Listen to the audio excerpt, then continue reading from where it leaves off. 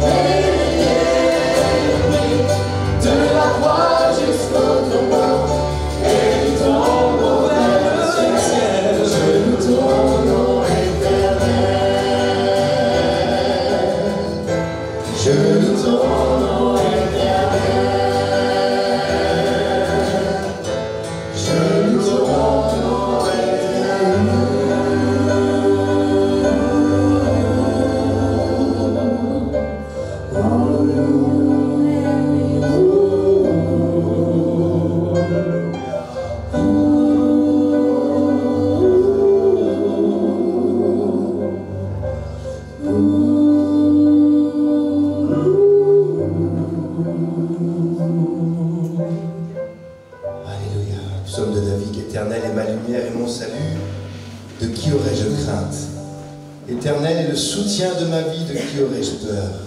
Un peu plus loin, je chanterai, je célébrerai l'Éternel. Et la fin de ce psaume, espère en l'Éternel, fortifie-toi, et que ton cœur s'affermisse, espère en l'Éternel. Et tout comme David, nous voulons exprimer notre confiance en notre Seigneur, et lui dire, tu es ma lumière, tu es mon salut, tu es le soutien de ma vie. Et c'est pourquoi ce matin, nous voulons le célébrer, prosterner devant sa face et chanter ton amour, ta puissance, ta présence dans ma vie. Et je veux t'adorer de tout mon cœur. Alléluia. Ton amour, ta puissance, ta présence dans ma vie. Ton ta puissance, ta présence dans ma vie, je veux t'adorer de tout mon cœur, et je veux t'adorer de toute mon âme, je veux t'adorer de toute ma force, car tu es mon Dieu.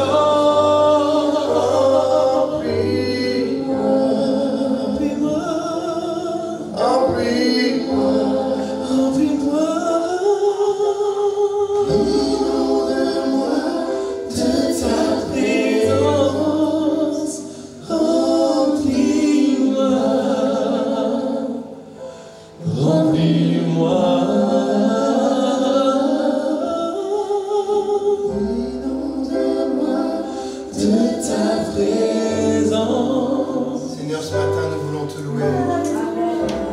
Tu es tout pour nous, Seigneur. Tu es notre Dieu, notre Sauveur. Dans cette chanson, toi la lumière. Toi la lumière qui a vu nos ténèbres. Ouvre les yeux, je veux voir. Grâce et beauté que mon cœur adore, mon âme aspire après toi.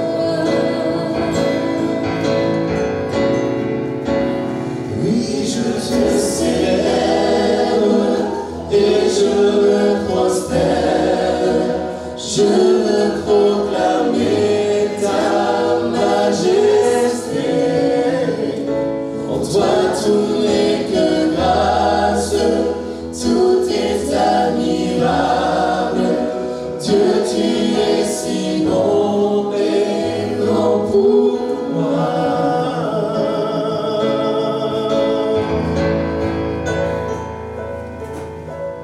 Homme de tous ans, lève-toi pour nos honneurs.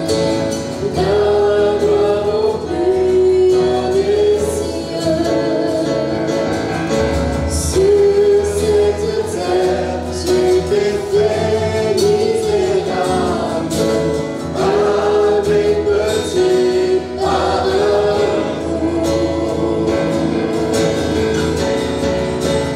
Oui, je te célèbre et je me prosterne.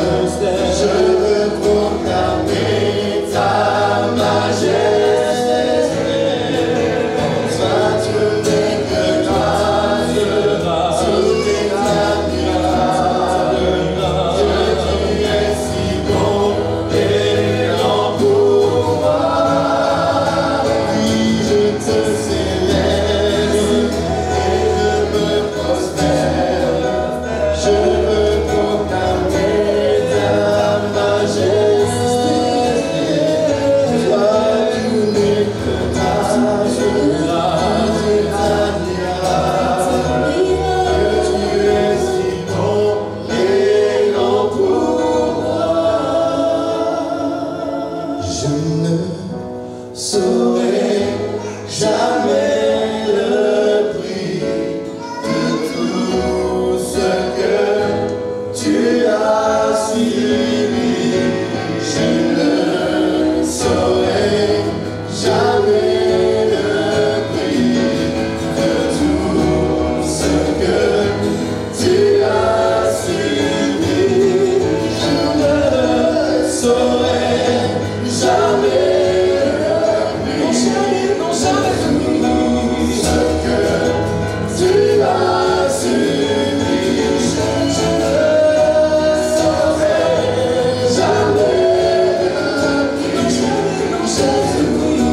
ce que tu as suivi. Je te célèbre et je me prosterne. Je veux proclamer ta majesté. Toi, tout n'est que grâce, reste admirable. Dieu, tu es si bon et grand pour moi. Oui, je te célèbre, je me prosterne, proclamer ta majesté. Toi, tu n'es que grâce, tout est admirable. Tu es si bon et grand pour moi.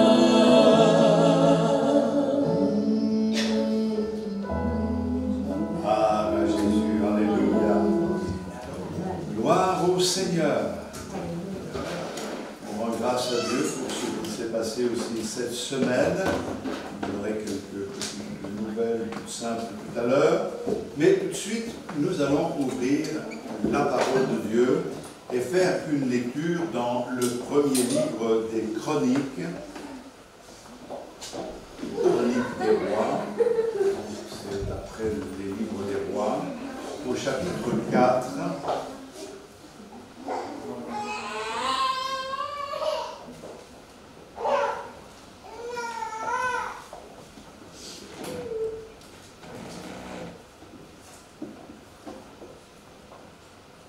Un Chronique, chapitre 4. On va parler d'un homme que vous connaissez certainement, certains, si vous ne connaissez pas, vous allez en entendre parler ce matin. Il s'appelait Jabet.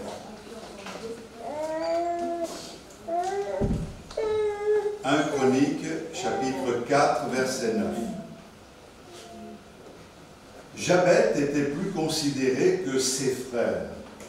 Sa mère lui donna le nom de Jabet en disant « C'est parce que je l'ai enfanté avec douleur. » Jabet invoqua le Dieu d'Israël en disant « Si tu me bénis et que tu étendes mes limites, si ta main est avec moi, et si tu me préserves du malheur, en sorte que je ne sois pas dans la souffrance. » 3 petits points. Et Dieu accorda ce qu'il avait demandé. Amen.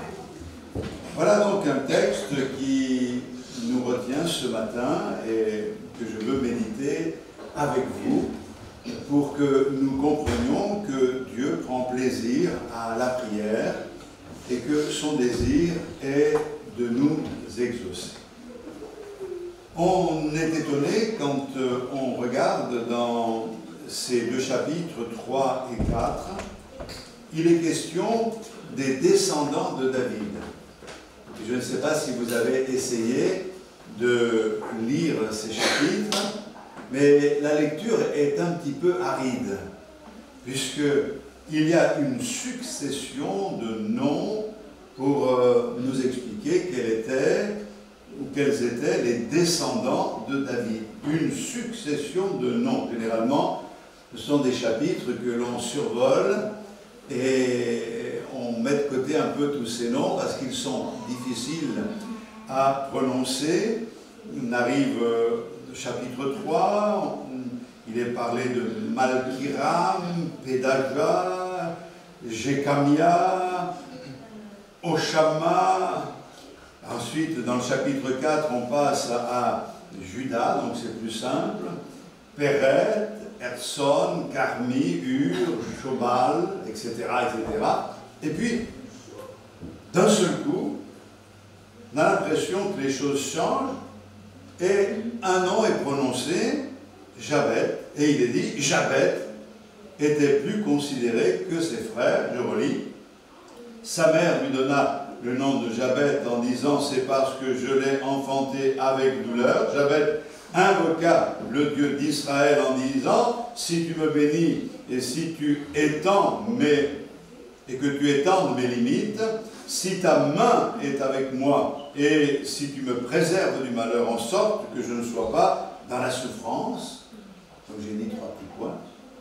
Et Dieu accorda ce qu'il avait demandé.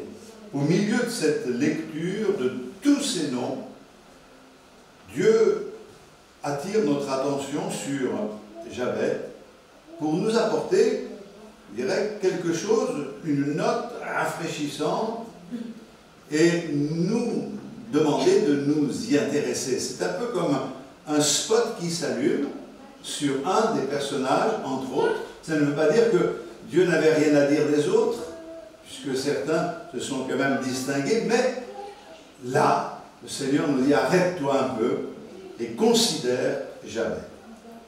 Une chose est sûre, c'est que Dieu a entendu la prière de Jabet, puisque c'est écrit, et Dieu a accordé à Jabet ce qu'il avait demandé. Et le fait que le Seigneur nous dise, regarde cet homme, et regarde, il a prié et je l'ai exaucé, c'est un encouragement pour nous tous.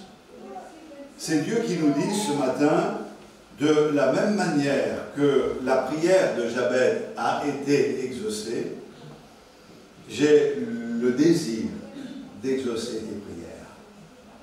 J'ai le désir de t'accorder ce que tu demandes au Seigneur de tout ton cœur. Vous savez, la Bible nous dit, particulièrement dans l'Épître aux Romains au chapitre 2, que auprès de Dieu, il n'y a pas de considération de personne. Dieu ne fait pas de différence entre les uns et les autres. Encore, cette semaine, quelqu'un me disait, vous, le Seigneur vous entend. Et j'ai dit, le Seigneur m'entend, mais vous, il vous entend de la même manière. Et je crois qu'il ne faut pas que l'on tombe dans le piège de penser que nous ayons besoin forcément d'intermédiaires entre Dieu et nous. Le seul médiateur entre Dieu et les hommes, c'est Jésus-Christ. Bien sûr, nous avons besoin de la prière de nos frères et sœurs, et la Bible dit que lorsque deux s'accordent pour demander quelque chose, il le fait. Et nous bénissons Dieu, car cette semaine, nous avons eu des exaucements précis dans des domaines bien particuliers, et nous rendons gloire au Seigneur pour cela. Donc, Dieu veut nous exaucer. Et je crois que le Seigneur, ce matin, veut nous sensibiliser sur le fait qu'il veut bien plus nous bénir que ce que nous pensons qu'il ne veuille. Je ne sais pas si c'est bien clair. Nous, on voudrait tellement que Dieu nous bénisse, et bien Dieu le veut encore plus. Et il veut nous amener à avoir les bonnes dispositions de cœur pour recevoir ses grâces et ne pas douter dans les moments où il semble que le Seigneur est sourd à nos prières. Est-ce que nous pouvons penser un instant que le Seigneur soit sourd? Lui qui a créé l'oreille, n'entendrait-il pas? Lui qui a créé la bouche, ne parlerait-il pas? Il a créé les yeux et il voit. Il sait combien nous avons besoin d'être entendus, de pouvoir nous confier en lui et nous attendre à sa bénédiction.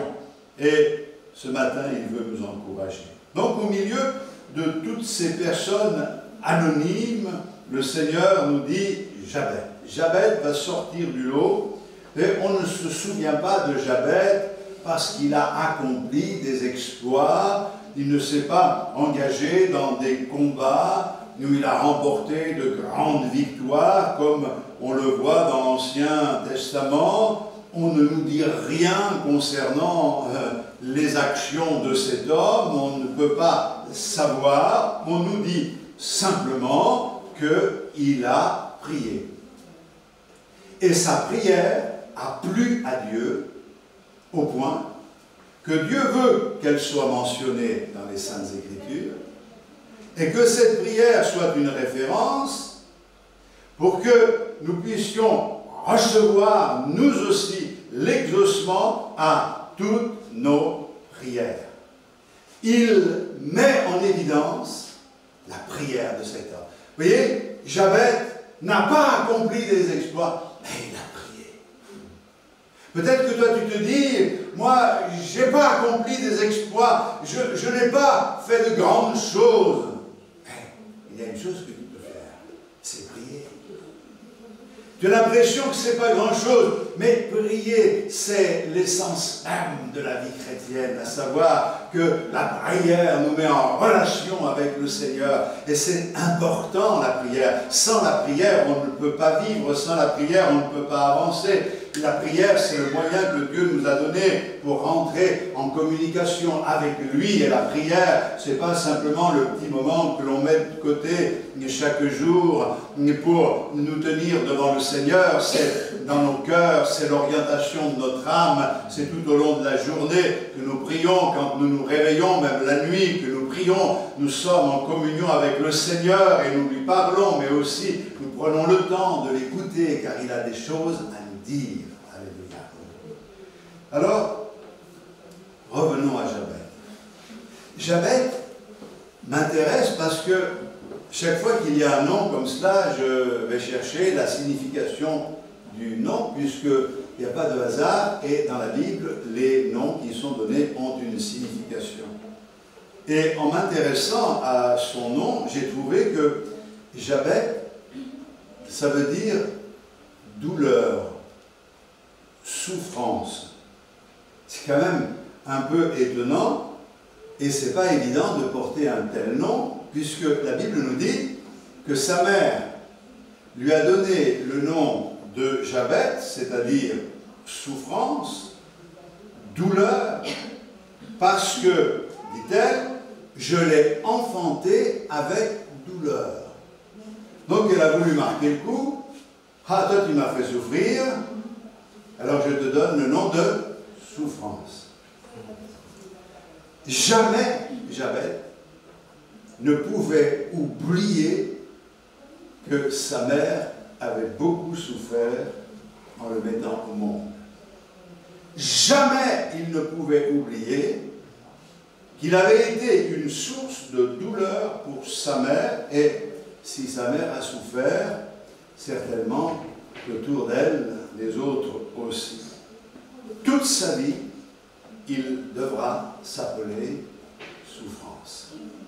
Aujourd'hui, on a facilité, les lois ont facilité les choses pour que les noms prohibitifs, insolites, soient changés. Vous pouvez changer de nom facilement aujourd'hui, ce qui n'était pas le cas autrefois. Il n'y avait qu'une lettre qui pouvait être changée, enlevée ou placée ailleurs. Et lui, il devait porter ce nom toute sa vie.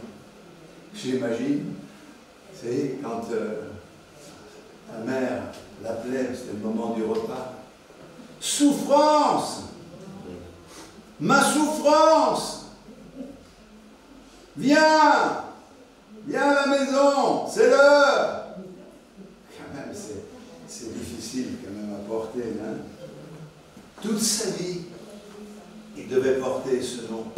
J'imagine peut-être qu'on devait faire des jeux de mots, se moquer de lui, lorsqu'il était avec les enfants dans la rue. On devait dire « Oh, toi la souffrance, éloigne-toi ». Je ne sais pas, des tas de choses comme cela. Mais pourtant, la Bible nous dit que Jabez a triomphé de cet handicap. Et vous savez comment je peux dire une chose pareille? Parce qu'il est écrit qu'il était plus considéré que ses frères. Ça veut dire que Jabez n'a pas accepté comme une fatalité le fait de porter ce nom difficile à endosser. Il a refusé que ce nom que sa mère lui avait donné le définisse. Il a voulu vraiment relever le défi et vaincre la situation dans laquelle il était. Peu importe le nom qu'il portait, il se détache des autres et il devient quelqu'un de considéré, et la Bible nous dit qu'il était plus considéré que ses frères. Il y avait une grâce particulière sur sa vie, et je crois que cette grâce est le résultat de la victoire qu'il avait remportée dans la relation qu'il entretenait avec le Seigneur. Nous ne devons pas permettre à notre passé, quel qu'il ait été, de déterminer notre futur. Nous le savons, nous, enfants de Dieu, que ce que la Bible enseigne concernant l'expérience chrétienne, c'est qu'elle consiste en une transformation. Les choses anciennes sont passées. Voici, toutes choses sont devenues nouvelles. Béni soit le Seigneur, car encore aujourd'hui, après des années de conversion, nous pouvons serrer cette vérité dans notre cœur et dire les circonstances et peut-être les critiques des uns et des autres, la réputation que l'on peut nous faire, ne vont pas déterminer ce que nous allons devenir, car nous avons placé notre confiance en celui qui nous permet de relever la tête, quelles que soient les circonstances que nous traversons. Vous savez, au sein d'un environnement en décomposition, à l'époque, bien Jabet, lui, se lève et il fait cette prière parce qu'il ne voulait pas subir, mais il voulait triompher. Aujourd'hui, nous avons besoin de trouver des hommes et des femmes qui ne sont pas là en disant « je vais subir, je vais me laisser écraser, c'est ma fatalité, c'est comme cela, Dieu l'a permis ». Non, il faut relever la tête et dire « non Seigneur, si tu faisais cela pour moi, et je crois que tu vas le faire ». Il n'est pas question ici d'exprimer un doute ou de faire du marchandage avec le Seigneur. Mais, Seigneur, écoute bien, je désire d'accomplir ta volonté. On ne nous dit pas quelles sont les conditions, vous avez remarqué? C'est un peu étonnant, il y a 3 petits points, ça veut dire ça ne te regarde pas. Oui, le Seigneur nous dit, ça ne te regarde pas, ce qui lui est arrivé ne te regarde pas, ce qu'il a voulu exprimer, ça ne te concerne pas. Ce qui te concerne, c'est de savoir qu'il n'a pas voulu subir, mais qu'il a voulu triompher, et que sa prière a touché le cœur de Dieu, et que Dieu a exaucé sa prière. Et ça, c'est quelque chose qui doit nous encourager ce matin. À Dieu soit la gloire. Alors on peut se poser la question, qu'y a-t-il de si exceptionnel dans la prière de Jabet, puisque ce récit, c'est un récit que certainement les prédicateurs ont utilisé depuis des siècles pour encourager les églises, les chrétiens, ou pour annoncer le message de l'Évangile. Il est un fait que cette prière a suffisamment plu à Dieu qu'elle a été rapportée dans l'Écriture. C'est quand même pas rien que cette prière, Dieu dit, je veux qu'elle soit mentionnée dans la Bible. C'est parce qu'elle me plaît, cette prière. Donc c'est pour ça que c'est intéressant pour nous de l'étudier d'une manière simple. C'est une prière d'ailleurs toute simple, comme la plupart des prières que nous faisons au Seigneur. Dès quand on se convertit, on se pose la question de comment il faut prier, comment il faut exprimer les choses. Et moi j'encourage chacun à rester simple. Alors il y en a qui se torturent l'esprit pour savoir quelles doivent être les formulations. Et on m'a posé souvent la question, quelles sont les bonnes formulations pour pouvoir toucher le cœur de Dieu? Écoutez, il n'y a pas de formule. Dieu voit le cœur de chacun. Et au-delà de ce que l'on peut exprimer par des mots, ce qui est important quand même, le Seigneur voit dans notre cœur. Et si on s'est trompé de mots en exprimant ce qu'il y a dans notre cœur, Dieu ne se trompe pas, il sait ce que nous avons voulu dire. Alors ne soyons pas dans l'inquiétude.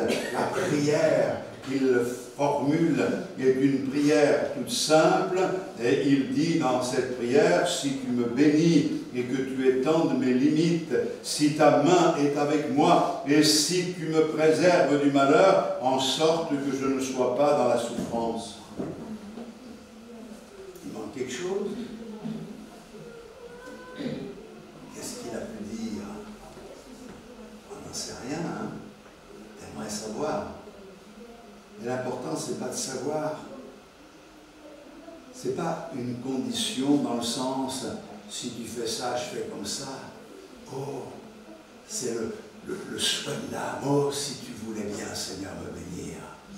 Si tu voulais étendre mes limites, si ta main était sur moi, Seigneur.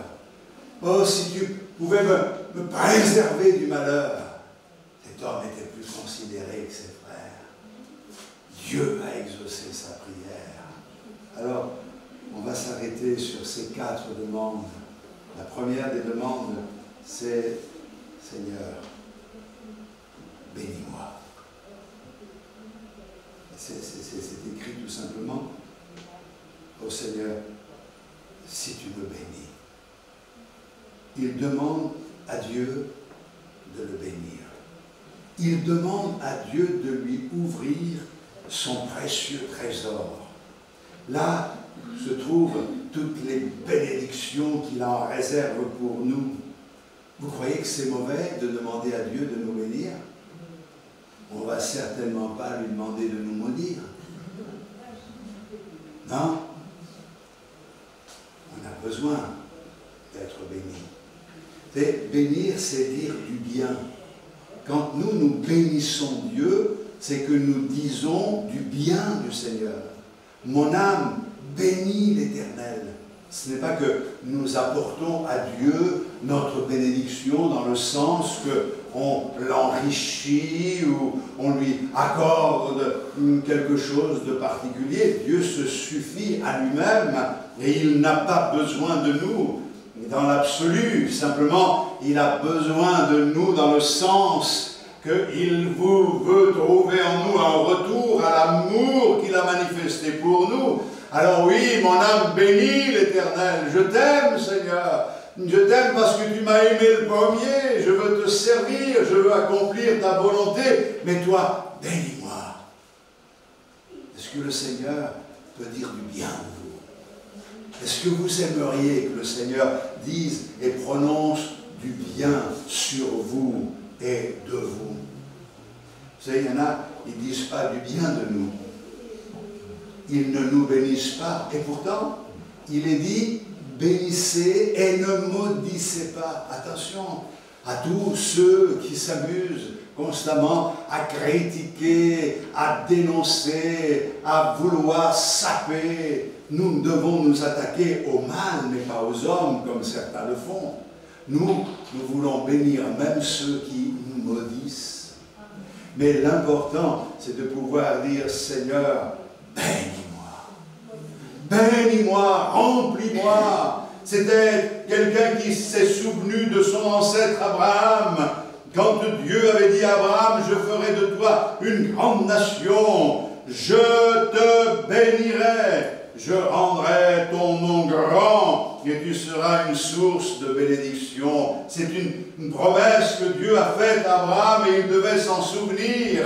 J'aimerais, Seigneur, que tu me bénisses de la même manière, que tu puisses dire des choses me concernant, que ma vie ne va pas être une vie étriquée, restreinte, mais que ma vie va connaître une dimension spirituelle. Je veux moi aussi être une source de bénédiction pour les autres.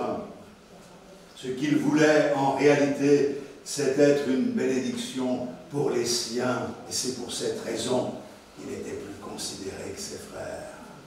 Nous voulons être bénis de Dieu pour apporter autour de nous la grâce de notre Seigneur. Et cette grâce, nous voulons l'offrir comme un présent. Nous ne vivons pas égoïstement pour nous-mêmes, nous vivons pour notre Seigneur.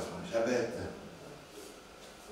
s'est souvenu d'Abraham, mais aussi certainement de Jacob. Le Seigneur dit à Jacob dans le combat qu'il a mené, laisse-moi maintenant aller. Je ne te laisserai aller que tu ne m'aies béni.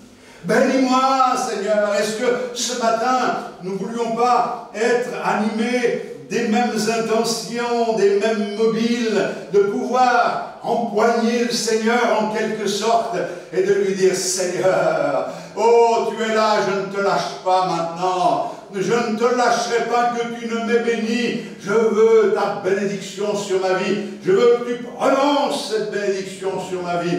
Je veux que tu m'accordes cette grâce. Bien entendu, cette bénédiction, elle a déjà été prononcée, car nous sommes bénis en Jésus-Christ. Dieu ne bénit pas en fonction de ce que nous sommes et de ce que nous pouvons accomplir, mais Dieu bénit parce que Christ a donné sa vie sur la croix du Calvaire. Et c'est pour cette raison, non pas à cause de nous, mais grâce à lui, lui. Nous pouvons aujourd'hui espérer recevoir au-delà de nos attentes à celui qui a soif. Jésus a promis non pas un petit filet d'eau, mais des fleuves d'eau vive qui jaillissent de son sein jusque dans la vie éternelle, des torrents de bénédiction. Et il y a beaucoup qui ne regardent pas au-delà de leur propre personne. Ils se voient, eux, avec leurs besoins. Mais Seigneur, bénis-moi pour que je sois une bénédiction pour les autres. Je crois que c'est important que les priorités soient rétablies dans nos vies. Le premier dans nos vies, c'est le Seigneur. Et puis ensuite, il y a les autres, avant nous-mêmes. Mais c'est comme cela que Dieu pourra honorer notre foi et nous encourager à aller de l'avant. Est-ce que ce matin, on veut tous ensemble dire, Seigneur, bénis-nous, bénis notre assemblée. Seigneur, prononce les paroles qui sont encourageantes pour nous. Seigneur, que tes vœux puissent être prononcés pour que l'Église avance, qu'elle triomphe, qu'elle soit comme la lumière du jour. Ça, c'est le chemin du juste. Il est comme la lumière du jour qui va croissant jusqu'au milieu de la journée. C'est comme cela que nous devons avancer avec le Seigneur, que la grâce de Dieu soit sur vous tous. Et si le Seigneur prononce cette bénédiction, je me permets aussi de me faire le porte-parole du Seigneur. Soyez bénis, frères et sœurs. Soyez bénis de Dieu, au-delà de vos attentes. Et puis, il dit, étends mes limites. Agrandis mon territoire. Je voudrais que tu me donnes plus d'espace, plus de place. Vous savez, l'ennemi de notre âme essaye toujours de nous serrer de près et de nous limiter pour nous empêcher de gagner du terrain, de nous épanouir, déjà dans notre vie personnelle, mais également dans la mission que le Seigneur nous a confiée.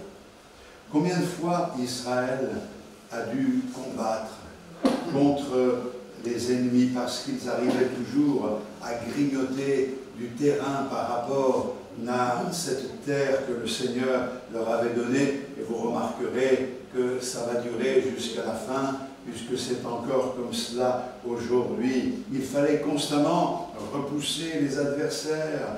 Il fallait reprendre ce qui faisait partie de l'héritage que Dieu leur avait accordé. Et je pense que c'est là aussi le sens de la prière pour chacun d'entre nous. Seigneur, tu nous as donné un héritage. L'ennemi l'a grignoté, il nous sert, il nous empêche de nous épanouir, il veut nous voir suffoquer, il veut nous oppresser pour que nous manquions d'air. Alors, Seigneur, ce matin, je voudrais que tu étendes nos limites, que tu nous mettes au large, que tu nous permettes, dans la vie spirituelle, de connaître cette dimension nouvelle. Nous, Seigneur, nous voulons avoir cette liberté et comprendre que tu nous as donné des richesses dans le baptême du Saint-Esprit, dans les dons de l'Esprit, dans le fruit de l'Esprit, dans toutes les grâces que le Seigneur accorde et qui sont mentionnées dans l'Écriture. Eh bien, toutes ces choses, je ne veux pas les connaître simplement, savoir qu'elles existent, je veux les vivre. Un jour, le Seigneur a dit à Abraham, regarde, aussi loin que tu peux voir, tout cela, je te le donne, à toi, à ta postérité. Et puis ensuite, le Seigneur lui dit, vas-y, maintenant marche, tout lieu que foulera la plante de tes pieds, je te le donne. Alors, il faut savoir, Seigneur, si ce que je vois, tu me le donnes, pourquoi maintenant tu dis tout lieu que foulera la plante de tes pieds? Mais parce que tout ce que tu as vu, pour que ce soit réellement à toi, il faut que tu mettes le pied dessus, il faut que tu prennes position, il faut que tu prennes possession de ce que le Seigneur t'accorde. Et bien ce matin, nous ne voulons pas être ces chrétiens timorés, complexés, toujours là à se poser la question s'ils sont légitimes ou pas. tu es un enfant de Dieu. Et parce que tu es un enfant de Dieu, alors tu as le droit de réclamer les grâces que Dieu met à ta disposition. Seigneur, ne permets pas que nous soyons étouffés par l'adversaire, mais donne-nous du chant. Donne-nous le champ libre et permets-nous de nous répandre à droite et à gauche, comme dit l'Écriture. Élargis l'espace de ta tente. Je pense que le Seigneur veut nous accorder cette bénédiction. Tu te répandras à droite et à gauche, dit le Seigneur, dans le livre du prophète Ésaïe au chapitre 54. Et puis, Javed continue, que ta main soit avec moi. Et Javed reconnaît que par lui-même, jamais il ne pourra parvenir à accomplir l'œuvre de Dieu. Et notre travail n'est pas temporel, il n'est pas de cette terre, il n'est pas terrestre, mais il concerne la vie éternelle. C'est pour cette raison que l'apôtre Paul s'est écrié un jour, « Et qui est suffisant pour ces choses ?» On ne peut pas par nous-mêmes. Pour cette raison que nous devons nous attendre au Seigneur et lui dire, Seigneur, que ta main soit avec nous. Le Seigneur a dit, ce n'est pas vous qui m'avez choisi, mais c'est moi qui vous ai choisi pour vous avoir avec moi et pour vous envoyer. L'important de comprendre qu'il y a ici tout un processus. Le Seigneur nous choisit d'abord pour nous avoir avec lui dans une relation étroite, une communion réelle, et ensuite nous envoyer, et pas le contraire. Il veut nous avoir avec lui pour pouvoir nous envoyer. Et si le Seigneur nous envoie, c'est accompagné de la bénédiction. Imaginez un instant que la main du Seigneur soit avec nous. La Bible nous dit dans Actes, au chapitre 11, et le verset 21, la main du Seigneur était avec eux, et un grand nombre de personnes crurent et se convertirent au Seigneur. À plusieurs reprises, dans l'Écriture, il est dit, et la main du Seigneur était avec eux. Et la main du Seigneur était avec lui.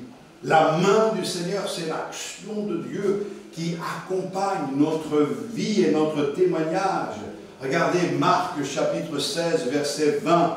Et ils s'en allèrent prêcher partout. Le Seigneur travaillait avec eux et confirmait la parole par les miracles qui l'accompagnaient. C'est extraordinaire de réaliser que la main du Seigneur est avec eux. Nous, c'est bien d'être envoyés, mais si nous sommes envoyés par le Seigneur, nous voulons que sa main soit sur nous, parce que sinon, ça va servir à pas grand-chose. L'œuvre de Dieu nous dépasse. Si quelque chose se fait, nous devons être capables de dire cette chose-là, seul le Seigneur a pu l'accomplir. C'est la main de Dieu. Est-ce que nous savons reconnaître la main de Dieu?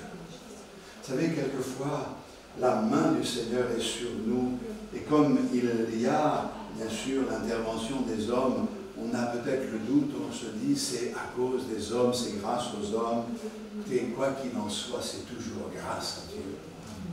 Soyons reconnaissants au Seigneur. Nous voulons que la main du Seigneur soit sur nous, c'est notre prière. On ne peut pas, on n'y arrivera pas, Seigneur. Regarde les obstacles qui sont là, même dans le domaine matériel et autres. Mais si toi, tu as décidé de nous bénir, alors, Seigneur, que ta main soit sur nous pour que puisse être étendue notre territoire. Et si ta main est avec nous, pas seulement sur nous, mais avec nous, cette main pour nous défendre, cette main pour bénir, cette main pour faire reculer et arrêter l'adversaire de notre âme qui cherchera à nous faire du mal. Si le Seigneur est avec nous, alors tout est possible. Nous voulons nous attendre à tout est possible. Nous ne voulons pas limiter le Seigneur. Alors vous allez me dire, mais oui, mais on y croit, mais ça fait longtemps qu'on y croit, ça fait longtemps qu'on le demande à Dieu. Mais rien ne se passe, certainement. Rien ne se passe pour nous parce que nous ne le voyons pas. Et si c'était déjà fait dans le ciel? Et si c'était déjà accompli? Car tout est accompli. À Dieu soit toute la gloire. Et puis, la quatrième part de cette prière, c'est « Préserve-moi du mal, en sorte que je ne sois pas dans la douleur. » Ou alors, « En sorte que je ne sois pas cause de douleur », selon certaines traductions. Alors, c'est intéressant parce qu'on a l'impression qu'il fait un jeu de mots avec son propre nom. Et il joue avec cela pour que nous puissions nous aussi être sensibilisés. Son nom veut dire douleur, souffrance. Seigneur, préserve-moi du mal en sorte que je ne sois pas douleur. Ou préserve-moi du mal pour que, si j'ai fait souffrir ma mère et d'autres, que jamais plus je ne sois une cause de douleur et de souffrance pour les autres. Mais quelquefois, on est cause de douleur pour nos proches. On les fait souffrir, des fois, sans le vouloir. Et quand on y réfléchit, souvent, en prenant du recul, on s'aperçoit que c'est dommage. Seigneur, je ne veux pas être une cause de douleur pour les autres. Je ne veux pas être moi-même dans la douleur. Je veux que ma vie soit une bénédiction. Cette bénédiction, il ne veut pas la garder pour lui tout seul. Il veut la partager parce qu'il ne veut pas être une cause de douleur pour les autres. Je vais dire une chose. Qu'est-ce qui cause le plus de douleur? C'est le péché. Le péché est la source de la souffrance dans le monde. Et non seulement le péché fait souffrir celui qui le commet, mais il fait souffrir également l'entourage et les autres. Le péché pousse quelqu'un à la violence et les autres en souffrent. Mais plus encore, le péché est cause de souffrance pour celui qui nous a aimés. Car c'est à cause de nous et de nos péchés que Jésus-Christ est mort sur la croix de Calvaire. C'est nous qui l'avons crucifié. On dit c'est les Juifs qui l'ont crucifié. Non, c'est nous qui l'avons crucifié. C'est pour nos péchés qu'il est venu. Et la souffrance que nos péchés a causée à notre Seigneur ne peut être mesurée qu'en venant au pied de la croix. C'est pour cette raison que j'ai souhaité vous parler avant de prendre la Sainte Seine, car il est bon que, venant au pied du Seigneur, nous nous souvenions de l'œuvre accomplie à la croix, des souffrances de notre Seigneur. C'est pour toi qu'il l'a fait, c'est pour moi. Alors Seigneur, si le péché a été pour toi une cause de souffrance, je sais que le péché peut être pour moi une cause de souffrance, mais aussi pour les autres.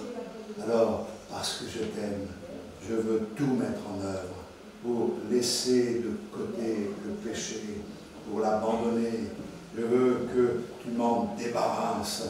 Je veux que mon cœur soit libre de toute entrave. Je veux, Seigneur, que tu libères mon âme de tout ce qui est contraire à ta volonté. Je suis affligé dans mon cœur, Seigneur, au point de me repentir, de demander pardon pour mes fautes, mais je veux être affligé de cette manière-là pour ne jamais connaître l'affliction de la séparation d'avec toi, et je ne voudrais pas non plus être une cause de malheur pour les autres. On voit dans l'Écriture que le péché d'un a pu être une cause de défaite pour tous dans la Bible. il y a des exemples, mais nous ne voulons pas les traiter ce matin. Nous voulons ne jamais oublier que nous portons le nom de souffrance parce que nous sommes des pécheurs.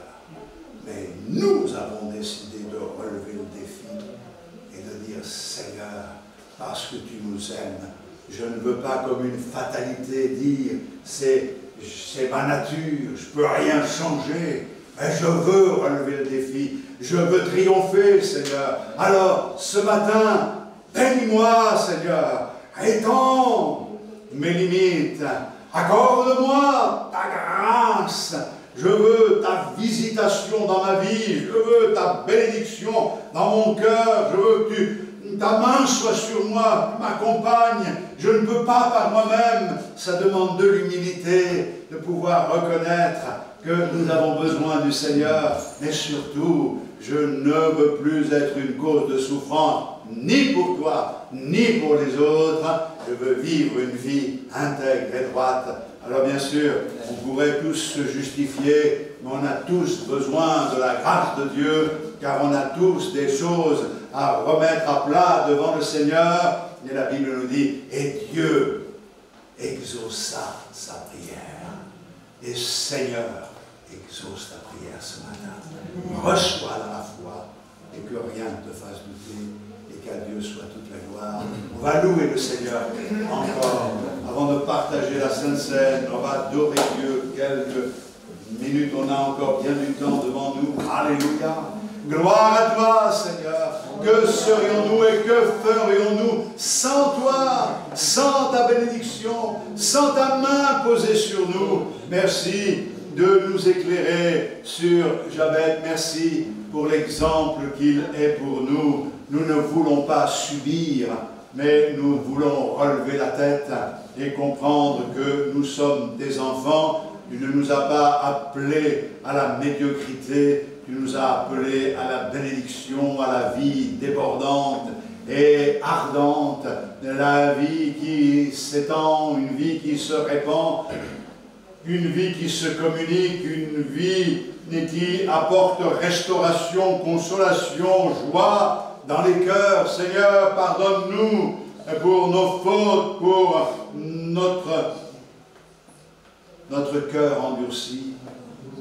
Pardonne-nous, Seigneur, parce que quelquefois nous sommes campés dans nos positions et rien ne peut nous faire bouger. Seigneur, que les seules positions que nous voulons garder soient les positions concernant ta parole et l'enseignement de ta parole.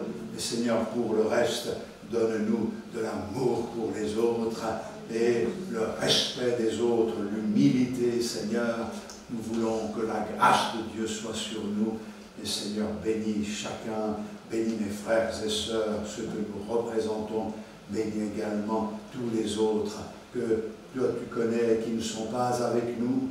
Mais Seigneur, même ceux qui ont prononcé des malédictions, bénis-les, Seigneur, bénis-les au-delà de ce que nous pourrions nous-mêmes réclamer. Accorde ta grâce et ta richesse au plus grand nombre, afin que certains se souviennent qu'il y a dans le ciel un Seigneur qui nous aime et que nous puissions comprendre l'œuvre que tu viens accomplir dans les vies. Bénis ce moment, le partage de la Sainte Seine. Nous voulons renouveler l'engagement pris avec toi, Seigneur, et nous voulons dire, Seigneur, nous voici devant toi. Oh, si tu voulais nous bénir, Seigneur, ce matin, mais je crois que c'est ta volonté. À toi soit toute la gloire, au nom de Jésus. Amen. Amen. Que ces lieux soient visités par ta sainte présence. Que ces lieux soient balayés par le vent de ton esprit. Lève-toi, ton Saint-Lieu, et descends au milieu de nous. Au-dessus, nous